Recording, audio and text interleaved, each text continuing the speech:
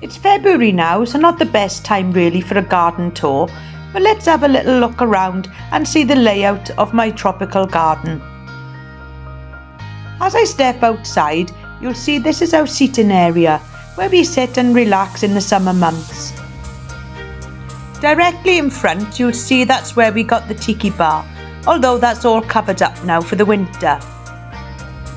The wall here has been screened with bamboo, and over the top of that we've got a large poster, and tucked behind in the corner, that's where I keep my water butts. I've got 3 of these. I use the water from here first and then I'll go to the garden hose. We also have a metal style pergola. This has got a roof which is made of fabric and it goes back and forth on a pulley system, and this enables us to shade ourselves from the sun when we're sitting down, and it also makes it easy to take off the cover and wash. So looking across now to the garden, if I turn right out to the back door, that'll take me to the newly planted area. This was a grass lawn up until a week ago, and then I decided to remove the lawn and change it into a central bed with a surrounding pathway. If you walk around the bed, that takes me to the original path, which was the first path that I put down in the garden, and along this wall, this is where we've got the spray painted mural. Planting area here on the left, that's where I put my bananas, and a few palm trees also are planted there. That gets the sun all day long, morning and afternoon. Once you get to the end of the garden, there's a large gravel path area here, and this is where I plant my euphorbias, and there's the odd palm tree dotted here. We screened the bottom wall off with some bamboo. So looking back now up the pathway towards the house, you can see in the corner, that's where the large phormium is planted. So walking back now up the other new pathway, this now leads you back up towards the house, or you can turn right and that takes you into the centre bed area.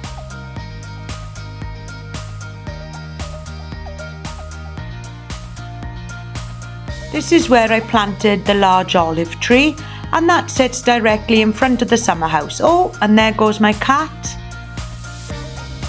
So if you keep walking along here, then we come to the triangular bed. This was also grass up until about 2 or 3 weeks ago. I keep my sundial here, and there's also 2 plum trees as well as various other plants, including my euphorbia and some phormiums. Behind the tiki bar, we've got a bit of a spare area where we keep an old table, and there's also a box there that we can keep some bits and pieces in for the garden. We did have some panelling put between the bricked pillars, but that unfortunately fell down in the wind. The large cordyline palm also sits in the central bed, and this gets sun all day long here.